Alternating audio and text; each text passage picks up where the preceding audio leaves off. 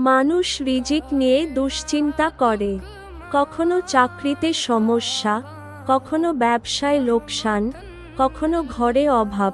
কিন্তু আল্লাহ বলেন, যারা তাকওয়া অবলম্বন করে, অর্থাৎ আল্লাহকে ভয় করে, তার আদেশ মেনে চলে, আর যে ব্যক্তি আল্লাহকে ভয় করে, তিনি তার জন্য মুক্তির পথ করে দেন এবং তাকে এমন স্থান থেকে রিজিক দেন যা সে কল্পনাও করে না। সূরা আত-তালাক।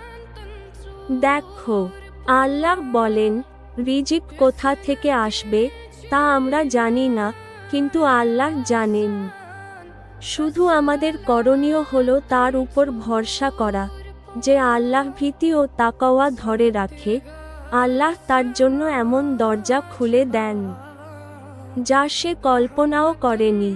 ভিডিওটি ভালো লাগলে লাইক দিন, মন্তব্য করুন, আর ইসলাম প্রচারে পাশে থাকুন।